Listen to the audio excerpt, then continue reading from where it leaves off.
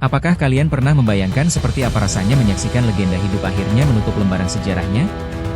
Pesawat tempur yang selama puluhan tahun mendominasi langit, akhirnya resmi mengucapkan selamat tinggal. Tapi, mengapa pesawat sekuat F-15C/D Eagle harus dipensiunkan sekarang? Apa yang menggantikannya? Dan bagaimana pengaruhnya terhadap kekuatan udara Amerika Serikat di kawasan Indo-Pasifik? Hari ini, kita akan menyelami kisah sang Eagle, dari awal masa kejayaannya hingga keputusan menyakitkan untuk menonaktifkannya. Jadi, pastikan kalian tonton video ini sampai habis.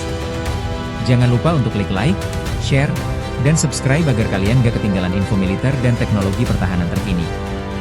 Setelah lebih dari 40 tahun berjasa sebagai penjaga langit, jet tempur superioritas udara legendaris F-15C/D Eagle secara resmi dipensiunkan oleh Angkatan Udara Amerika Serikat. Pengumuman ini datang dari Komando Angkatan Udara Pasifik, PACAF, pada tanggal 9 April 2025, menandai berakhirnya satu bab penting dalam sejarah kekuatan udara modern. Langkah final, F-15 terakhir tinggalkan Okinawa. Jet tempur F-15C/D terakhir diketahui telah meninggalkan pangkalan udara Kadena di Okinawa, Jepang, pada akhir Maret 2025.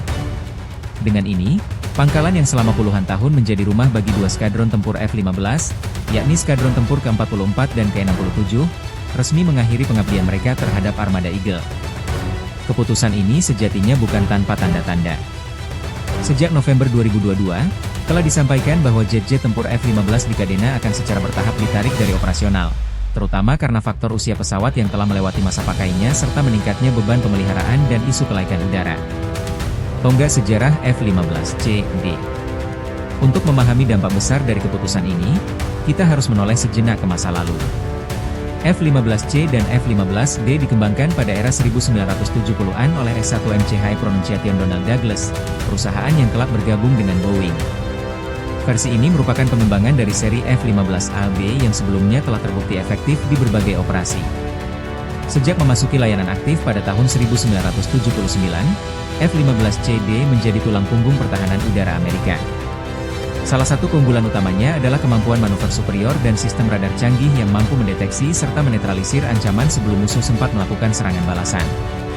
Dengan lebih dari 100 kemenangan udara tanpa pernah mengalami kekalahan dalam pertempuran, F-15CD bukan hanya pesawat, melainkan simbol supremasi udara. Transisi menuju generasi baru. Kepergian F-15CD dari pangkalan Kadena bukan berarti kekosongan dalam kekuatan udara AS di kawasan tersebut. Sebagai gantinya, Angkatan Udara AS menempatkan sejumlah pesawat secara rotasi, termasuk jet tempur siluman generasi kelima F-22A Raptor dan F-35A Lightning II. Selain itu, varian serang multiperan seperti F-15A Strike Eagle dan F-16CM Fighting Falcon juga turut memperkuat garis pertahanan udara. Namun, perlu dicatat bahwa tidak ada satupun dari pesawat pengganti tersebut yang bisa sepenuhnya menggantikan filosofi desain F-15CD sebagai jet tempur superioritas udara murni. Hal ini membuka ruang diskusi yang cukup menarik. Apakah era dominasi superioritas udara telah bergeser ke arah multiperan dan siluman? Ataukah akan muncul kembali pesawat tempur dominasi udara murni di masa depan? Analisis mendalam, simbol berakhirnya strategi lama. Pensiunnya F-15CD dapat dibaca bukan hanya sebagai pembaruan armada, tetapi juga sebagai simbol dari perubahan paradigma dalam peperangan udara. Di masa lalu, fokus utama adalah menguasai langit melalui dogfight dan pertempuran jarak menengah. Kini, peperangan udara bertransformasi menjadi lebih kompleks, dengan teknologi stealth, sensor fusion, dan jaringan informasi yang terintegrasi secara digital menjadi prioritas utama. Hal ini juga mengindikasikan bahwa AS mulai memusatkan perhatian pada kemungkinan konflik dengan negara-negara dengan kemampuan A2E, anti-akses area denial, seperti Cina, di mana pertempuran udara langsung semakin langka dan digantikan oleh pertempuran berbasis jaringan dan rudal jarak jauh. Mengapa ini penting untuk kawasan Indo-Pasifik? Wilayah Indo-Pasifik adalah titik panas geopolitik saat ini.